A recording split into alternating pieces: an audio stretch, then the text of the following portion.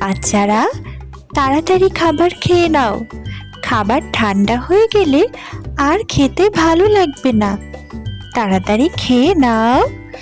লক্ষ্মী ছেলে মেয়ের মতো খাবারটা খেয়ে নাও। তোমাদের জন্য মজার স্যুপ রান্না করেছি। মা, এই স্যুপ খেতে আর ভালো লাগে না। প্রতিদিন সেই এক স্যুপ।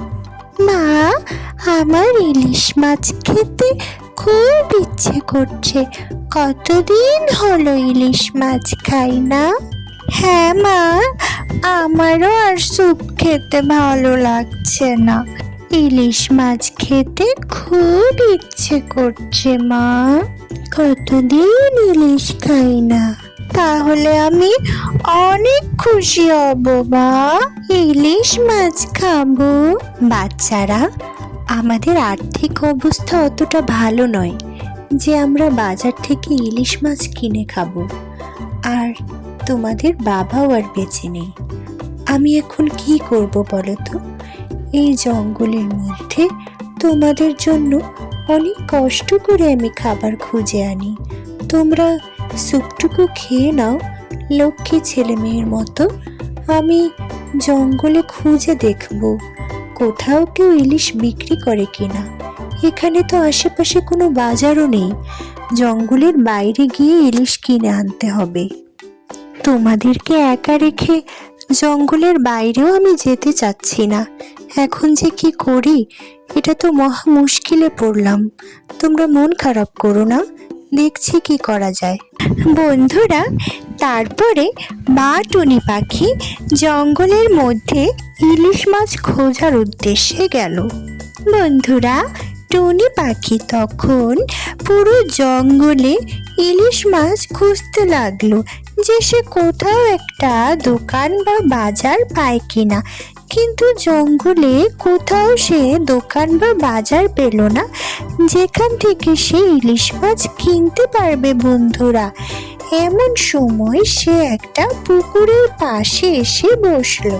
পুকুরের পাড়ে বসে টুনি পাখি চিন্তা করতে থাকলো যে কিভাবে সে ইলিশ মাছ খুঁজে বের করবে। বন্ধুরা, সে ভেবেই পেল না যে এখন সে কি করবে। বন্ধুরা, জঙ্গলে সে কোনো দোকানই দেখতে পেল না, কিন্তু তার কাছে তো কোনো টাকাও নেই যে সে কোনো বাজার খুঁজে বের করবে।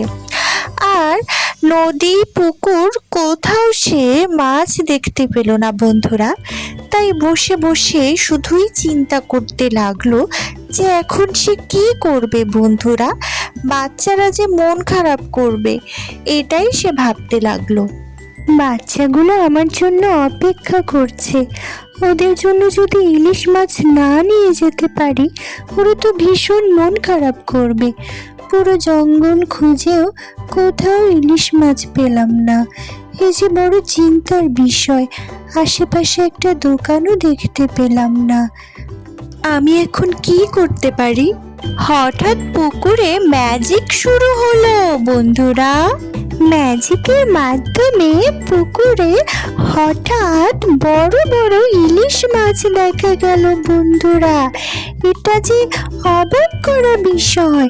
পুকুরে বড় বড় ইলিশ মাছ ছিল। বন্ধুরা, টুনি পাখিও দেখে ভীষণ অবাক হয়ে গিয়েছিল। সে কোনোদিনও পুকুরে ইলিশ দেখেনি। বন্ধুরা, এটা যে ম্যাজিক ইলিশ। আরে, এই পুকুরে হঠাৎ এত বড় বড় ইলিশ মাছ কোথা থেকে আসলো? এটা তো অবাক করা বিষয়। নিশ্চয়ই এখানে কোনো ম্যাজিক আছে, না হলে এত বড় বড় ইলিশ মাছ হঠাৎ পুকুরে কিভাবে এলো? আমি তো কখনোই পুকুরে ইলিশ মাছ দেখিনি। ইলিশ তো নদীতে হয়। কি মজা! আমি অনেক খুশি। এখন বাচ্চারা মন ভরে ইলিশ খেতে পারবে। কি মজা, কি মজা! গরম গরম ইলিশ ভাজা। মা, অনেক ধন্যবাদ তোমাকে এত বড় ইলিশ মাছ রান্না করে দেওয়ার জন্য। আমি খুব খুশি মা। তোমাকে ধন্যবাদ দেওয়ার ভাষা হারিয়ে ফেলেছি মা। আমি অনেক খুশি, অনেক মজা করে ইলিশ খাবো মা। হ্যাঁ মা, তোমাকে অনেক ধন্যবাদ ইলিশ মাছ নিয়ে আসার জন্য। আমিও খুব খুশি হয়েছি মা। এখন মজা করে ইলিশ খাবো। বাচ্চারা, মন ভরে খাও। জানো তো, আমি জঙ্গলে একটা ইলিশের পুকুর খুঁজে পেয়েছি। সেখানে অনেক ইলিশ মাছ ছিল। এরপর থেকে তোমরা সেই জাদুর পুকুর থেকে মন ভরে ইলিশ মাছ খেতে পারবে। তোমাদেরকে আর মন খারাপ করতে হবে না বাচ্চারা। আমাকেও আর জঙ্গলে উড়ে উড়ে খুঁজতে হবে না। জঙ্গলে তো কোনো দোকান নেই, আর সেই কষ্টটাও দূর হয়ে গেল। সকল পরিস্থিতিতে আমাদের সবাইকে মানিয়ে নিতে হবে। সব সময় সব জিনিস হাতের কাছে থাকে না, এটাই মেনে নিতে হবে। তাই যখন মা যে খাবারটি খেতে দেবে সেই খাবারটি মনোযোগ দিয়ে খাবে, অন্য কিছু চিন্তা করা যাবে না।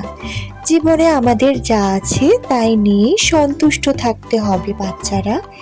এবার খেয়ে নাও তাড়াতাড়ি। টুনি পাখির বাচ্চারা মজা করে ইলিশ মাছ খেলো বন্ধুরা, তারা খুব খুশি। আমাদের গল্পে লাইক করো, সাবস্ক্রাইব করো বন্ধুরা। তোমরা সবাই ভালো থেকো। Tata, bye bye.